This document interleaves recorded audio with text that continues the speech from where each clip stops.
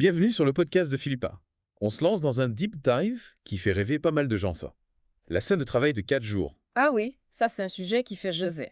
Est-ce que l'intelligence artificielle pourrait nous permettre de travailler moins tout en gagnant autant? Bonne question. On va décortiquer des études, des exemples concrets pour voir comment l'IA pourrait automatiser des tâches, optimiser notre temps et transformer notre façon de travailler. Tout à fait. On va aussi parler des défis à relever, parce que ça ne sera pas si simple. Certainement pas. Alors, commençons par le commencement. Est-ce que l'IA pourrait vraiment être la solution pour une semaine de travail plus courtée? L'IA peut jouer un rôle important, oui. Prenons l'automatisation des tâches. Si on confie à l'IA des tâches répétitives comme la saisie de données, ça libère du temps pour des missions plus intéressantes. Du temps qu'on pourrait utiliser pour se former, ou pour innover, ou même pour décompresser. Exactement. Et ce gain de temps, il est loin d'être négligeable. Non, pas du tout. Certaines études estiment que l'IA pourrait nous faire gagner jusqu'à 6 heures par semaine. Ah oui, quand même. Imaginez. 6 heures de plus par semaine. Par exemple, une agence de design numérique à Londres a intégré l'IA et a pu réduire sa semaine de travail tout en maintenant la qualité. Impressionnant. C'est encourageant. Ça montre que la semaine de 4 jours peut être compatible avec la performance. Et l'IA, elle peut faire plus que juste automatiser. Elle peut analyser des tonnes de données pour nous donner des prévisions précises. C'est vrai. Par exemple, pour la gestion des stocks, l'IA peut analyser les niveaux, anticiper les besoins et même passer les commandes. Ah oui, un gain de temps énorme pour les équipes. Sans parler de l'aide à la prise de décision, l'optimisation des processus. Tout à fait. On dirait que l'IA a vraiment le potentiel de transformer notre façon de travailler. Absolument. Et apparemment, les entreprises qui utilisent l'IA sont plus ouvertes à l'idée d'une semaine de 4 jours. C'est ce que les études montrent. Il paraît que 83% des entreprises qui ont adopté l'IA sont prêtes à essayer la semaine de 4 jours. Contre moins de la moitié pour celles qui n'utilisent pas l'IA. Ça fait réfléchir, tout ça. Oui, ça pose des questions intéressantes. Et vous, quelles tâches pourriez-vous confier à l'IA dans votre travail pour gagner du temps? C'est la question qu'il faut se poser. L'IA n'est pas magique, mais elle peut être un outil puissant si on l'utilise bien. Et pour utiliser l'IA efficacement, il faut avoir les bons outils de gestion de projet. Bien sûr. En 2025, on a le choix. Asana, Monday.com, Trello, Wrike, ClickUp. Chaque outil a ses avantages et ses inconvénients. Le plus important, c'est de choisir celui qui correspond à l'équipe et à sa méthode de travail. Asana est connu pour sa flexibilité, Monday.com pour ses tableaux de bord personnalisables. Trello, c'est la simplicité avec la méthode Kanban. Wrike, c'est l'interface intuitive avec des fonctionnalités puissantes. Et ClickUp offre des options d'automatisation et de gestion des ressources très complètes. Exactement. Mais les outils de gestion de projet ne suffisent pas. Il faut aussi des logiciels de collaboration et de communication pour que la semaine de 4 jours fonctionne, surtout en télétravail. Oui, c'est essentiel. 65% des entreprises misent sur la collaboration, 59% sur la communication pour réussir. Alors, quels outils utilisez-vous déjà? Et seriez-vous prêt à en essayer des nouveaux pour optimiser votre travail? Il faut rester ouvert et tester les nouveaux outils. La technologie évolue, il faut s'adapter. Jusqu'ici, on a surtout parlé des côtés positifs de la semaine de 4 jours. Mais il est temps d'aborder les défis. Oui, il y en a plusieurs. Passer à la semaine de 4 jours, ça ne se fait pas comme ça, du jour au lendemain. Il faut anticiper les obstacles. Le premier défi, c'est de gérer la charge de travail. Il faut s'assurer que les employés ne soient pas surchargés en essayant de faire 5 jours de travail en 4. C'est un vrai risque. Il faut aussi réorganiser le temps de travail. Soit on réduit le temps à 32 heures, ce qui peut signifier une baisse de salaire. Soit on garde 35 heures en les répartissant sur 4 jours avec des journées plus longues. Des journées plus longues, ça veut dire un risque de déséquilibre entre vie professionnelle et vie personnelle. C'est un point important. La semaine de 4 jours ne doit pas se faire au détriment du bien-être des employés. Tout à fait d'accord. Ensuite, il faut adapter les processus, la productivité. On ne peut pas juste supprimer un jour de travail sans tout repenser. Non, bien sûr que non. Il faut identifier les missions prioritaires, automatiser ce qui peut l'être et accompagner les employés dans cette transition. C'est essentiel. Et puis, il y a la gestion des absences. Il faut des règles claires et une communication fluide entre les équipes. Oui, pour éviter les problèmes. Maintenant, on rentre dans un domaine plus délicat. Les contraintes juridiques. Le passage à la semaine de 4 jours, ça implique de respecter le code du travail. Oui, surtout en cas de réduction du temps de travail. Il faut bien se renseigner et s'assurer que tout est conforme à la loi. Absolument. Et puis, il y a là la résistance au changement. Certains dirigeants peuvent être réticents, ils ont peur d'une baisse de productivité. C'est compréhensible, mais il faut communiquer. Il faut expliquer les avantages de la semaine de 4 jours montrer qu'elle peut être bénéfique pour tout le monde. Il faut aussi faire attention aux risques psychosociaux. Une mauvaise organisation peut entraîner du surmenage, de l'anxiété et des problèmes de santé mentale.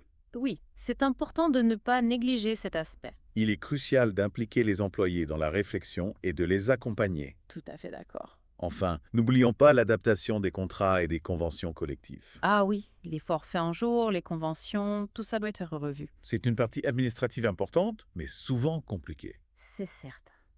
Alors, face à tous ces défis, comment réussir la transition vers une semaine de 4 jours? Il y a plusieurs clés. D'abord, il faut absolument faire une phase de test avant de se lancer à grande échelle. Une période d'essai qui est pour voir ce qui fonctionne, ce qui ne fonctionne pas, et corriger les problèmes. Exactement. Ensuite, la collaboration est essentielle. Il faut impliquer tout le monde. Les dirigeants, les managers, les employés, les syndicats.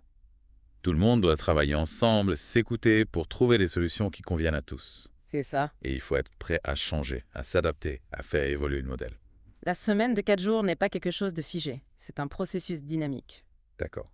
Alors pour vous, quels sont les défis les plus importants à surmonter pour réussir la transition vers une semaine de 14 jours? Réfléchissez-y. On arrive à la fin de cette première partie de notre deep dive sur la semaine de 4 jours. On a vu que l'IA peut être un outil puissant, mais qu'il faut être conscient des difficultés. La semaine de 4 jours, ce n'est pas une solution miracle. C'est un projet ambitieux qui demande une réflexion approfondie. C'est certain. Avant de se lancer dans la semaine de 4 jours, il faut bien comprendre ce que ça implique pour l'organisation du travail. C'est vrai, on parle d'un gros changement. Oui, un changement majeur. Il faut repenser la planification, la communication, les collaborations. Exactement. Et bien sûr, il faut impliquer les employés dans tout ça. Leur donner la parole, les écouter. C'est la clé d'une transition réussie. Absolument. Parlons maintenant de la productivité. Ah oui, la productivité. C'est un sujet qui revient souvent. C'est normal, les gens ont peur de voir la production baisser si on travaille moins. Justement, est-ce qu'on risque vraiment de voir une baisse de la production? Pas forcément. Ah bon. Beaucoup d'études montrent que la concentration et la motivation des employés augmentent quand ils passent à la semaine de 4 jours. Donc ils seraient plus efficaces, plus engagés. Oui, ce qui donne de meilleurs résultats. Intéressant. Puis n'oublions pas le gain de temps pour la formation, l'innovation, Ah oui, c'est important. des éléments clés pour la performance des entreprises. Passons maintenant au bien-être des employés. Le bien-être, c'est essentiel. C'est un des grands avantages de la semaine de 4 jours. Un meilleur équilibre entre vie pro et vie perso, moins de stress, plus de temps pour soi. Plus de temps pour la famille, les loisirs. Exactement. Ça peut avoir un impact positif sur la santé physique et mentale. Bien sûr. Et donc, sur la satisfaction au travail. Tout à fait.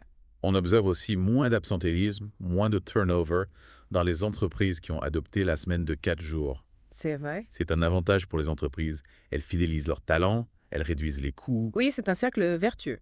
Alors, la semaine de 4 jours, est-ce que c'est vraiment l'avenir du travail? C'est une possibilité, une piste sérieuse à explorer. L'IA ouvre des portes, mais il faut rester prudent. Oui, il y a des défis à relever. Il faut une mise en place progressive, une adaptation constante, une collaboration entre tous. C'est important de souligner ça. Oui, il faut une vision claire et une volonté de s'adapter. Et vous, qu'en pensez-vous? Oui, qui nous écoutez? Êtes-vous prêt à franchir le pas? Imaginez votre vie avec un jour de libre, en plus chaque semaine. Ça fait rêver. C'est une question qui mérite réflexion. On a beaucoup parlé des avantages des défis, Oui, mais il y a une question qui reste. laquelle? Comment faire pour que cette transition se fasse en douceur? Ah oui, c'est important. Comment éviter les problèmes, les erreurs? La clé, c'est d'y aller progressivement, collaborativement. On ne peut pas imposer la semaine des 4 jours du jour au lendemain. Non, c'est impossible. Il faut commencer par un test, impliquer les employés, s'adapter en fonction des retours. C'est ça, il faut tester, ajuster, améliorer. Il faut être transparent, expliquer les objectifs, les modalités. Oui, la transparence est essentielle pour la confiance. Et il faut être prêt à changer en cours de route. La scène de 4 jours, ce n'est pas une recette magique, c'est un processus d'apprentissage. On apprend en faisant. Exactement, On observe, on analyse, on corrige. c'est ça. Et la formation, c'est important aussi. Oui, bien sûr. Il faut donner aux employés les outils pour s'adapter à ce nouveau mode de travail. La gestion du temps, la communication, la collaboration, Et les nouveaux outils numériques. tout ça est important. Et pour les entreprises qui hésitent encore, vous leur diriez quoi? Je leur dirai. N'ayez pas peur de vous lancer. Mais faites-le intelligemment. Allez-y progressivement. Commencez par un projet pilote, impliquez vos équipes. Soyez prêts à apprendre et à vous adapter. C'est ça, il faut être flexible. L'innovation demande du courage, mais aussi de la prudence. Exactement. N'oubliez pas que la semaine de 4 jours, ce n'est pas un bon en soi. C'est un moyen. Un moyen d'améliorer la qualité de vie au travail, la performance de l'entreprise, l'équilibre vie pro-vie perso. Oui, c'est ça. C'est repenser notre rapport au travail. Construire un avenir plus humain, plus durable. C'est une belle vision. Oui, et c'est un sujet qui mérite d'être discuté, exploré, On vous encourage à réfléchir à tout ça. et à partager vos idées. Comment faire pour que cette transition vers la semaine de 4 jours se fasse en douceur? C'est les grandes questions. Comment on évite les problèmes, les erreurs? La clé, c'est une approche progressive et collaborative, bien sûr. On n'impose pas la semaine de 4 jours comme ça, du jour au lendemain. Non, ça c'est sûr. On commence par un test. Oui, une phase pilote. On implique les employés dès le départ. On s'adapte en fonction de leur retour. Exactement. Tester, améliorer en continu. Transparence. Essentiel. Il faut expliquer les objectifs, les modalités, les attentes. Oui, pour instaurer la confiance. Et être prêt à changer de cap en cours de route. C'est ça, la semaine de 4 jours, ce n'est pas une recette miracle. C'est un processus, on apprend en faisant. Exactement, on observe, on analyse, on corrige. On forme les équipes à. Ah oui, la formation, c'est crucial. Il faut leur donner les outils pour s'adapter. La gestion du temps, la communication, La collaboration. Hmm. Les nouveaux outils numériques. tout ça, oui. Bon. Et si une entreprise hésite encore, vous leur diriez quoi? Je le dirais, lancez-vous, Hmm. mais intelligemment. Allez-y progressivement. Commencez petit, avec un projet pilote. Impliquez vos équipes. Soyez prêts à apprendre, à vous adapter. C'est ça, flexibilité. L'innovation, c'est du courage, mais aussi de la prudence. Tout à fait. La semaine de 4 jours, ce n'est pas un but en soi. Non, c'est un moyen. Un moyen d'améliorer la qualité de vie au travail, la performance de l'entreprise, l'équilibre vie pro, vie perso. C'est bien résumé. Repenser notre rapport au travail. Construire un avenir plus humain, plus durable. Une belle ambition. On vous laisse avec cette réflexion. Et si la semaine de 4 jours était le début d'une nouvelle ère?